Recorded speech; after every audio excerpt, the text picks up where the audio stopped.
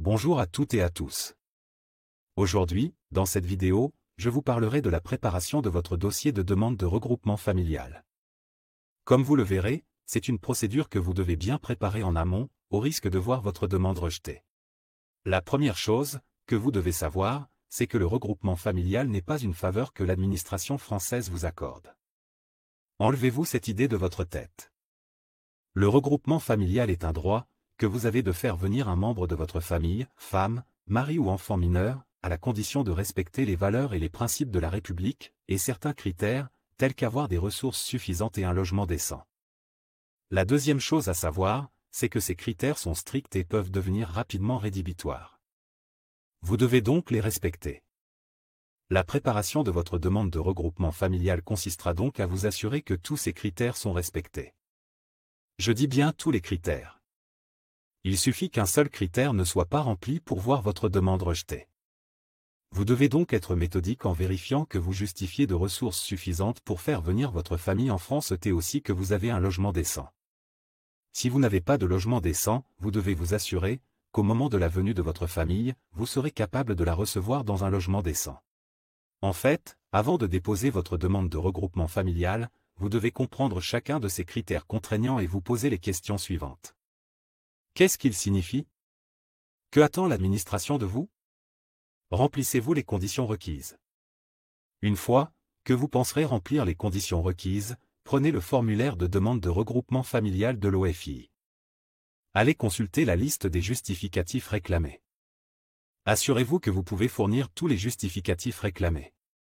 Je dis bien tous les justificatifs réclamés. Car, si vous constatez que vous ne pouvez pas fournir un justificatif, ne déposez pas votre demande de regroupement familial. Ça sera une perte de temps, car dans 99% des cas, l'absence d'un justificatif entraînera automatiquement le rejet de la demande. Je préfère insister sur ce point. Encore et encore. Soyez sûr de respecter toutes les conditions requises. Reprenons maintenant ces conditions, que nous pouvons classer en 3 catégories. Les conditions liées aux personnes. Les conditions de ressources suffisantes et régulières. Les conditions relatives au logement décent et conformes aux dispositions réglementaires. Dans cette vidéo, nous verrons les conditions liées aux personnes et les conditions de ressources suffisantes, stables et régulières. Dans une autre vidéo, je vous parlerai des conditions relatives au logement décent et conformes aux dispositions réglementaires. Je préfère scinder ma présentation en 2 parties et faire 2 vidéos, sinon cela sera trop long pour vous. Surtout que les conditions relatives au logement décent et conforme sont assez consistantes et nécessitent que je leur consacre une vidéo. Commençons donc par les conditions liées aux personnes. Allez, c'est parti. Vous souhaitez faire venir votre famille en France? Votre conjoint et vos enfants mineurs peuvent vous rejoindre grâce au regroupement familial si vous êtes étranger, hors Union européenne. Vous résidez en France en situation régulière. Conditions à remplir par le demandeur. La première question à se poser au moment du dépôt de la demande de regroupement familial est de savoir si vous êtes concerné par cette procédure. Depuis combien de temps êtes-vous en France? Vous devez pouvoir justifier y vivre depuis au moins 18 mois, 24 mois dans la nouvelle loi sur l'immigration. Ce séjour de 18 mois doit avoir été accompli avec l'un des titres suivants. Carte de séjour d'au moins 1 an avec la mention salarié, vie privée et familiale, étudiant, visiteur. Carte de séjour pluriannuelle. Carte de résident ou carte de résident de longue durée délivrée par la France, de 10 ans. Visa de long séjour, conférant à son titulaire les droits attachés à une carte de séjour temporaire. Carte de séjour temporaire d'une durée inférieure à 1 an. Autorisation provisoire de séjour. Récépissé de demande de première délivrance ou de renouvellement d'un document de séjour. Attestation de demande d'asile. Après vous être assuré que votre titre de séjour avait plus d'1 an, vous devez ensuite vous assurer que ce titre de séjour n'a pas l'amant, passeport talent, retraité, saisonnier. Vous devez ne pas être dans un mariage polygamique. C'est ainsi que si vous êtes étranger polygame, c'est-à-dire marié à plusieurs personnes et que vous résidez en France avec une première épouse, vous ne pouvez pas demander le regroupement familial pour faire venir votre deuxième épouse. Le cas particulier des Algériens. Si vous êtes ressortissants algériens, pour déposer votre demande de regroupement familial, vous devez avoir un certificat de résidence d'une durée de validité d'au moins 1 an et résider en France depuis au moins 1 an. Si vous avez un certificat de résidence d'1 an avec la mention « scientifique », votre famille peut vous rejoindre sans passer par la procédure de regroupement familial, si vous êtes entré en France avec un visa. Après avoir vérifié que vous remplissez avec succès toutes ces conditions, assurez-vous ensuite que votre famille remplit elle aussi les conditions requises pour le regroupement familial.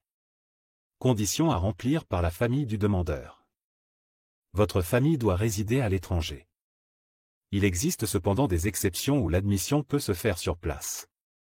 C'est ainsi que l'administration peut, exceptionnellement, accorder le regroupement familial pour des personnes se trouvant déjà sur le territoire français sur des considérations spécifiques. La nécessité de ne pas séparer les membres de la famille. L'intérêt supérieur de l'enfant. Le risque de danger pour la personne en cas de renvoi dans son pays.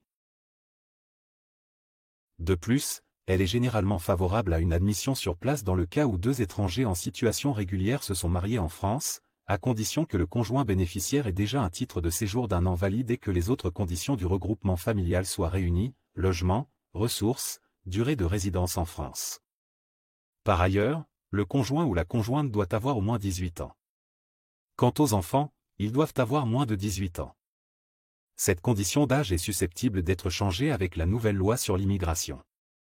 L'âge de votre époux ou épouse et de vos enfants est évalué à la date du dépôt de la demande de regroupement familial.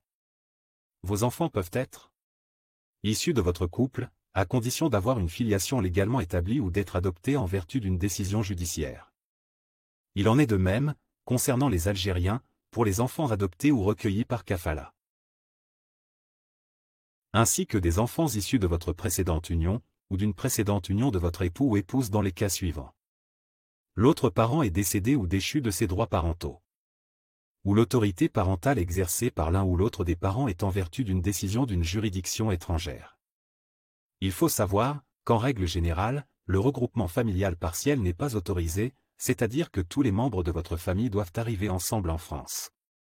Toutefois, une demande de regroupement familial partiel peut être exceptionnellement autorisée dans l'intérêt des enfants. Vous devez présenter une telle demande par une lettre motivée au moment du dépôt de votre dossier. Les motivations pouvant être acceptées portent sur la scolarité de l'enfant, sa santé ou encore un logement trop petit pour accueillir tous les membres de votre famille. Vous devez également savoir que les autres membres de la famille ne peuvent pas bénéficier du regroupement familial. Ils doivent demander des visas à titre personnel s'ils souhaitent venir en France. Après avoir vérifié que votre famille remplit toutes les conditions requises, assurez-vous également qu'aucun membre de votre famille ne soit concerné par un des critères d'exclusion de la procédure de regroupement familial. Pour des raisons d'ordre public et de santé publique, un bénéficiaire qui remplit pourtant toutes les conditions requises peut être exclu de la procédure de regroupement familial. Vous devez donc vous assurer que le bénéficiaire ne doit pas représenter de menace à l'ordre public. La menace à l'ordre public est une notion très difficile à définir précisément. Il s'agit généralement de l'ensemble des règles obligatoires qui touchent à l'organisation de la nation, à l'économie, à la morale, à la santé, à la sécurité, à la paix publique, aux droits et aux libertés essentielles de chaque individu. Il faut savoir qu'une personne qui a fait l'objet d'une condamnation ne représente pas obligatoirement une menace à l'ordre public. La maladie ou l'infirmité des bénéficiaires du regroupement familial ne doit pas mettre en danger la santé publique. Il s'agit des maladies relevant du règlement sanitaire international établi par l'Organisation mondiale de la santé, telles que la fièvre jaune, la variole, la peste, le choléra. Des maladies contagieuses en phase évolutive. La tuberculose, la lèpre. Le bénéficiaire ne doit pas porter atteinte à l'ordre public ou la sécurité publique. Il s'agit ici de ne pas commettre des délits relevant de la toxicomanie ou de consommation de substances ou plantes classées comme stupéfiants. Ni de souffrir d'affections mentales en évolution ou chroniques graves et incompatibles avec la vie sociale, y compris les aliénations mentales profondes. Cependant, une dérogation peut être demandée au directeur de l'agence régionale de santé, sous condition de mesures de surveillance médicale, notamment en cas de tuberculose ou d'affections consécutives à des mauvaises conditions de vie ou d'hygiène. Voilà ce que nous pouvons dire sur les conditions à respecter par vous, en tant que demandeur dans la procédure de regroupement familial, et par les membres de votre famille, qui bénéficieront de cette procédure. Voyons maintenant les conditions de ressources suffisantes, stables et régulières, à remplir par vous. Avant de déposer votre demande de regroupement familial, vous devez vous assurer de les respecter en tout point, au risque de voir votre demande rejetée. Les conditions de ressources suffisantes et régulières. Pour faire venir votre épouse ou votre époux et ou vos enfants, vous devez avoir des ressources suffisantes et stables. Avec la nouvelle loi sur l'immigration, vos ressources doivent également être régulières. Vous devez vérifier que vos ressources atteignent un certain montant net, qui varie en fonction de la taille de votre famille. C'est ainsi que, pour une famille de 2 ou 3 personnes, vos ressources doivent être égales ou supérieures au salaire minimum de croissance encore appelé le SMIC, soit en moyenne 1 398,70 € net mensuels, sur les 12 derniers mois précédant la demande. Pour une famille de 4 ou 5 personnes, vos ressources doivent être égales ou supérieures à 1 518 € sur les 12 derniers mois précédant la demande. Pour une famille de 6 personnes ou plus, vos ressources doivent être égales ou supérieures à 1 655,74 € sur les 12 derniers mois précédant la demande.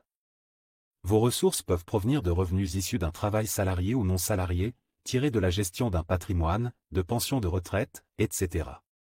Les ressources de votre époux ou épouse seront également prises en compte, pour autant qu'il ou elle bénéficie de revenus qui continueront à lui être versés lorsqu'il ou elle quittera son pays de résidence.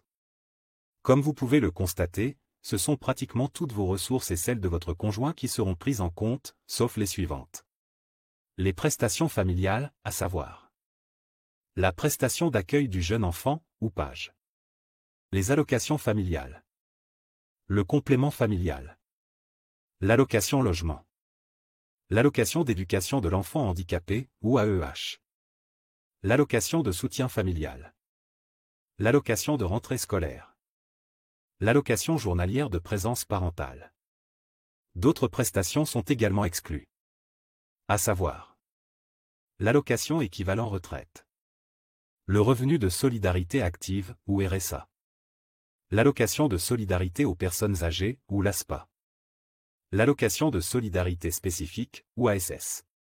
Donc si vos ressources sont au-dessous des planchers des ressources que je viens de vous citer ou, si ces ressources sont au-dessous, mais sont constituées en totalité ou en partie de ressources non prises en compte par l'OFII, ne déposez surtout pas votre demande de regroupement familial.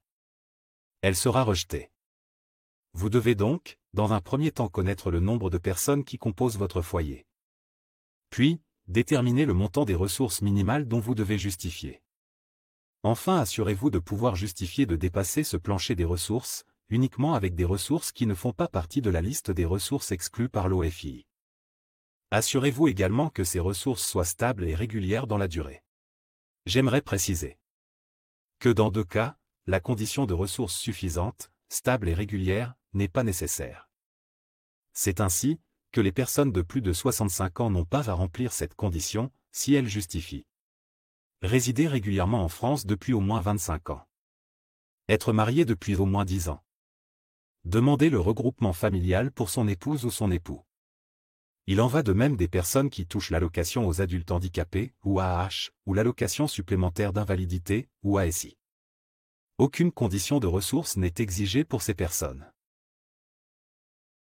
Si vous êtes de nationalité algérienne, vous devez justifier de ressources stables et suffisantes égales ou supérieures au SMIC, salaire minimum interprofessionnel de croissance, quel que soit le nombre de personnes qui composent votre foyer. Nous voilà arrivés au terme de cette présentation. Je vous invite maintenant à regarder ce tableau récapitulatif sur la condition relative aux ressources à justifier et qui fait une synthèse de ce qui a été dit. Avant de continuer cette présentation, je profite de l'occasion pour vous rappeler que nous avons mis en place une équipe de juristes internationaux qui peut vous accompagner à chaque étape de votre procédure de demande de regroupement familial. Cette équipe pourra voir avec vous si vous respectez les conditions relatives aux ressources stables, suffisantes et régulières. Nous vous proposons également des vidéos sous forme de tutoriels qui vous accompagneront, pas à pas, dans vos démarches. Nous vous proposons ces vidéos très utiles, en option payante, pour 4,99 € seulement. N'hésitez pas à nous contacter. Dans la prochaine vidéo, nous allons voir les conditions relatives à l'occupation d'un logement décent et conforme aux dispositions réglementaires. Vous verrez que ces conditions sont très strictes. À bientôt.